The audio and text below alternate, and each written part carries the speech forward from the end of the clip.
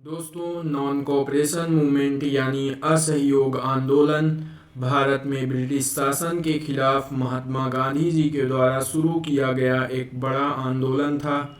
यह आंदोलन 1920 में शुरू हुआ और 1922 तक चला।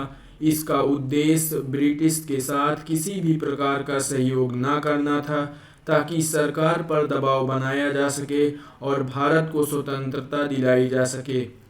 इस आंदोलन को शुरू करने का मुख्य कारण था हाल फिलहाल में हुए एक ऐसी घटना जिसको सुनने के बाद आज भी लोग कांप उठते हैं।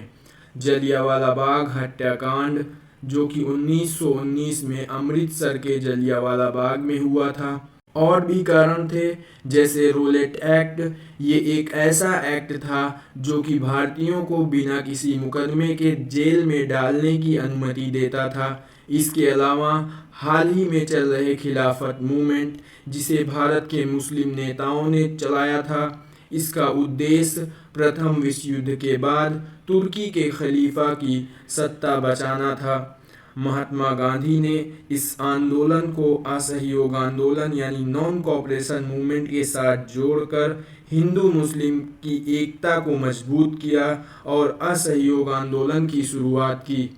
इस असहयोग आंदोलन का उद्देश्य था सरकारी नौकरी, स्कूल, कॉलेज और अदालतों का बहिष्कार करना, विदेशी कपड़ों और वस्तुओं का बहिष्कार यानी बाइकॉट करना, शराब और अन्य अंग्रेजी उत्पादों का त्याग means sacrifice the English product. इसके अलावा भारतीय कपड़ों और खादी का प्रचार और टैक्सेस का बाइकॉट करना। पर गांधी जी का मानना था कि हम ये सारी चीज़ें करेंगे तो, लेकिन अहिंसा के रास्ते पर चलकर करेंगे, यानी हिंसा नहीं करेंगे। और ये आंदोलन बहुत अच्छे से चला, देश के कोने कोने से लोग जुड़े। लेकिन 4 फरवरी 1922 को चौरी चौरा कांड होता है। उत्तर प्रदेश के गोरखपुर के चौरी चौरा में प्रदर्शन के दौरान पुलिस थाने को जला दिया गया और 22 पुलिसकर्मी मारे गए।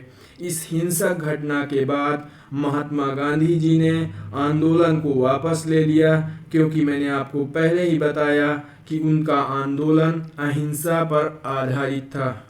लेकिन इस आंदोलन से लोगों में राष्ट्रवाद की भावना जागी।